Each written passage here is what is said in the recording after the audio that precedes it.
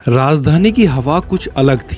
BSP संस्थापक काशीराम के 19वें परिनिर्वाण दिवस पर जो भीड़ उमड़ी, उसने विरोधियों को साफ संदेश दे दिया कि हाथी अभी जिंदा है। इसी मन से मायावती ने मिशन 2027 का शंखनाद कर दिया। उन्होंने साफ कहा कि अब की बार फिर से बनेगा सोशल इंजीनियरिंग का पुल और उसी के सहारे बसपा एक बार फिर सत्ता की वैतरणी पार करेगी। 2 दशक पहले का वही पुराना मंत्र, सर्वजन हिताय सर्वजन सुखाय, अब फिर बसपा का हथियार बनेगा। मायावती का उद्देश्य साफ है, वंचित समाज के साथ अब अपर कास्ट, पिछड़े वर्ग और मुस्लिम समाज को भी साथ लाना। गुरुवार को काशीराम स्मारक स्थल पर जो भीड़ जुटी वो 2009, 2014 और 2021 की रैलियों से कहीं बड़ी थी। यही भीड़ बनी मायावती की वापसी का संकेत। लेकिन इस बार मंच पर एक और बड़ा बदलाव दिखा। अमूमन मायावती के मंच पर दूसरे नेताओं को जगह नहीं दी जाती थी, मगर इस आयोजन में 18 नेताओं के लिए खास कुर्सियां लगाई गई थी। भाषण के दौरान मायावती ने इन नेताओं की खुलकर तारीफ की और उनसे अपने अपने समाज, चाहे वो अपर कास्ट हो, पिछड़ा वर्ग या वंचित समाज, उन सब में बसपा का जनाधार बढ़ाने का आह्वान किया। मायावती ने कहा कि अब वक्त है बसपा को फिर से खड़ा करने का और जनता को यह बताने का कि बसपा ही असली सर्वजन की पार्टी है। भीड़ के उत्साह को देखकर मायावती ने कहा कि ये जनसैलाब ही मेरे कार्यकर्ताओं की ताकत है। उन्होंने दावा किया कि आज की भीड़ ने पुराने सभी रिकॉर्ड तोड़ दिए हैं और इस जोश का श्रेय उन्होंने बसपा कार्यकर्ताओं को देकर उनमें नई ऊर्जा भी भर दी।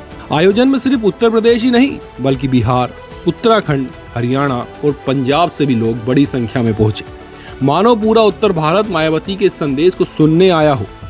मायावती ने अपने भाषण में साफ कहा कि अगर बसपा की सरकार बनी तो सपा और भाजपा सरकार के जातिवादी और पूंजीवादी कानूनों को खत्म किया जाएगा, संविधान और आरक्षण की रक्षा होगी और सर्वजन समाज को हर तरह के शोषण से मुक्ति दिलाई जाएगी।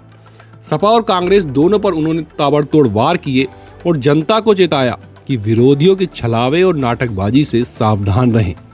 भाजपा के प्रति नरम रुख के आरोपों को नकारते हुए उन्होंने मुस्लिम समाज को फिर से हाथी पर सवार होने का संदेश भी दे दिया। पिछली लोकसभा में दलित मुस्लिम फार्मूला फेल हुआ था, न मुस्लिम वोट जुड़े न पिछड़े समाज का भरोसा मिला।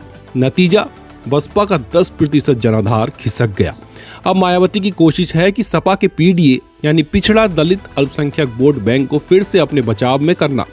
कभी 2007 में दलित ब्राह्मण फार्मूले से 206 सीटें और 30.43% वोट के साथ बहुमत की सरकार बनाने वाली बसपा आज सिर्फ एक विधायक तक सिमट चुकी है।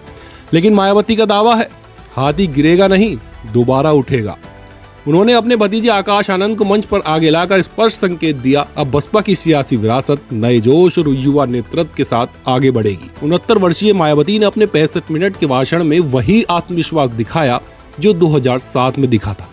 उन्होंने कहा, इस बार मैं पूरी ताकत के साथ मैदान में उतरूंगी और भीड़ से आवाज आई, 2007 फिर दोहराओ। वहीं दूसरी ओर सपा अध्यक्ष अखिलेश यादव ने पलटवार करते हुए कहा कि मायावती की भाजपा से अंदरूनी साठगांठ है।